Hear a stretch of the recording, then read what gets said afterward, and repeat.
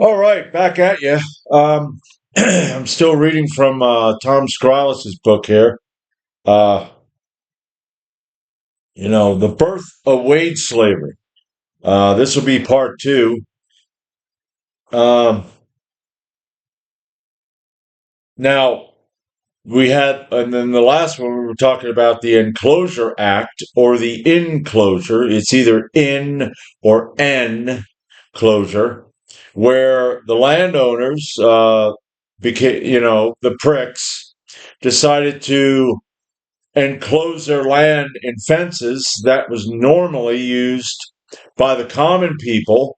They were free to do so. There was a law that said they're allowed to hunt, graze their cattle, forage, whatever they needed to do, chop wood freely for whatever they needed. And then these slimy little scumbag landowners went to the government and got the government to pass the Enclosure Act in order to fence in these areas. And now, any time a commoner decided to go on the land and do whatever they wanted, it would be illegal. That just stepping on the land would be illegal now. Okay? That's you put these landowners up against the wall and you shoot them. Now I got your land. Okay? Uh, and what did that give rise to here in England? Well, wage slavery, because uh, the people never needed to sell their labor. Okay, that's what I have to do. That's what you have to do if you go to a job. You're selling your labor to essentially a plantation owner. That's what you're doing, and uh, they you know uh, they didn't have the land that they needed to say hunt for deer or rabbit or whatever. So they didn't have any food. No food meant no life, and that really screwed these people. Okay, now they were living independently, which is freedom. Sure, they were under rule, but they were able to live independently and do their own thing. They didn't have to go sell their labor to some shit fuck, okay, who was going to take advantage of them. Well, now they have to. They have a family. Even if they don't, they need to live. So they're forced to go search out employment. Uh, they never needed wages. Young people who might have expected to inherit their parents' place in the village ecosystem instead found themselves walking the roads toward industrial cities, carrying everything they owned in small bundles. They moved to cities because that's where the factories were. They built these factories. I mean, what a diabolical bunch of shit fucks. I mean, and there are people they'll watch this video and they will agree with that. They will go, yeah, well, you got to do that. You got to live. Shut up. You're part of the problem. You know, the factories were waiting for them. Their steam powered machinery demanding a steady supply of human labor. 12 to 16 hours a day, 6 or 7 days a week, for barely enough to survive. That's evil. It still is evil. It's a conditioning that where people believe that it's normal. It ain't normal. I stand all day long. And I have, uh, you get calluses on your feet. I have my left foot. I froze that years ago when I was 14 years old. I stepped on ice that I thought was thick enough, and it wasn't. And my foot went down into the water and it froze. It didn't freeze to where it was, unusable, okay, but it got pretty bad. It hurt pretty bad. I get really bad calluses on that foot. Now, when I'm at work at the end of the day, I will walk out of that job and I'll hobble. When I'm home doing my own work, walking around, I don't have a problem. All right. Economist Carl Polanyi would later call this the Great Transformation. Great. Oh my God. The shift from a land based economy to a labor based one, an agrarian to industrial. Where the agrarian society had a better impact on the ecosystem than the industrial does. All right. This transformation wasn't natural or inevitable. It was forced, engineered, and brutally effective. Uh, some historians recognize this period as the birth of wage slavery, though few use such stark language. The term makes people uncomfortable because it suggests that free labor system we celebrate today has its roots in a form of coercion as systematic as any other form of bondage. The only difference was that their chains were economic rather than physical, legal rather than brutal. Yes, and that's what makes it seem that it ain't as bad as it is. And you have these fools that will argue against me and others that are coming out and going, it's wage slavery. You're a slave. It's bullshit. It's coercion and it's unnatural. And they'll go, well, no, no, no, it isn't. We had to do that. It's progression. It's progressive. No, it ain't. It's regressive. Once you remove a population's ability to survive independently, which is the best, you don't need whips or shackles. You simply offer a paycheck and let desperation do the rest. Okay? The worker becomes free to choose between starvation and submission, a choice so constrained that it barely deserves a name. Um, how many times maybe have you heard, well, if you don't like working here, you can leave and find something else.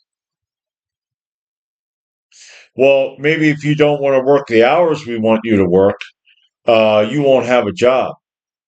You know, we live in a very cowardly, weak society where you have these cowards that are above you. See, that's another thing that don't really exist. Authority. Authority is an illusion that is made to made has made people believe it's a reality. Uh, but it's you're enslaved to a government. You're enslaved to your job. Okay, the weekend isn't yours; it's theirs. They give you that weekend. It's given to you, and some of you don't have a weekend. You got these tiny hours that you have some freedom and independence. Maybe you get 2 weeks a year.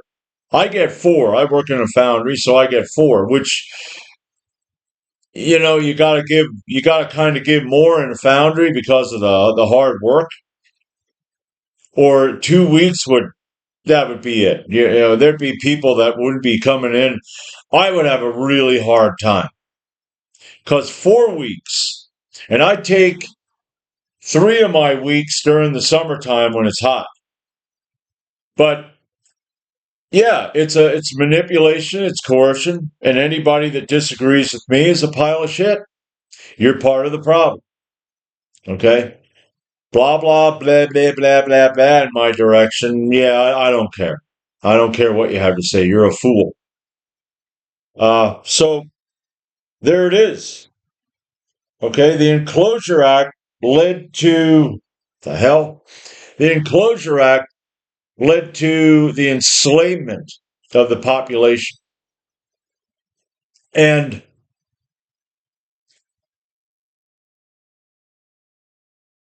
I mean, it's been going on so long now. Back in when the Industrial Revolution hit, you know, it destroyed people's lives, their farms. Heck, I remember like back in the Old West, we would have free grazing for a while. And then all of a sudden they started putting up barbed wire. The landowners were putting up barbed wire. This limited the cowboy, the cattleman, to especially if he was a smaller one. You had the big cattleman putting up the fence to screw the little guy. So the little guy runs out of land where he can graze his cattle. Same with England. Now he's going to lose his herd. Now the big guy's going to come in and go, "Hey, I'll buy your herd." Well, he's up against it. The little guy. He can't. He's going to have to sell his herd. And then what is he going to have to do? Well, he's going to have to go into town and get a job at the factory. Yeah. So that's the beginning of wage slavery. And that was over in England. And of course, we had the same thing happen here in America and all over the world. Now, in other countries, they don't work the way Americans do. Over here in America, the greed is just out of control. Uh, Quota, all right? You got to meet that quota, or you're not going to get a raise and you're not going to get a bonus. Threats. There's a lot of threats by people that if they would have to put these up, that would be a law that I would put in place. If you want to threaten your employee or whatever, you're going to have to fight your employee. How many employers would be willing to do that? Probably a small percentage of those employers. There are employers out there that would, but I think most of them be like, "Well, I don't want to do that. I just want to threaten them and get away with it." Nah, okay, you coward. But yeah, the beginning of wage slavery. And I'm going to put the link to the book in the description again, or the Amazon link, because I just got this, so I thought, you know what? I'm going to read through it with you guys. Okay, but I get the book and read it yourself, uh, because this is something that okay, the people down here on the ground, not those people that are. I hate saying up here. They're down here. They're down. You know, they're lower life forms. Uh, we need to take control and we need to figure out how to become independent. That's one of the reasons I'm doing this. I'm trying to become independent, to provide for myself independently without anybody else. I started late in life, and I'm still trying to figure out what's going to work for me. So I am right now, I am a wage slave. But, and if that bothers people and they're going, well, if you're a wage slave, why should I listen to you? Well, you shouldn't. So move on. Because, if that's how you're thinking, you're part of the problem too. So, but anyway, I just wanted to do a short video here on the beginning of wage slavery, and I consider it to be very evil. It's a very evil system that we live under, and it's not to our benefit at all. I mean, 65. Okay, you retire. Now we got Rand Paul and these other congressmen going, let's raise the retirement age to 70. Well, when you don't work like these politicians, of course, those people, they can live, they can be in Congress and be in their political career for all their life until they drop over because they don't work. They are not workers. They're white collar. All right?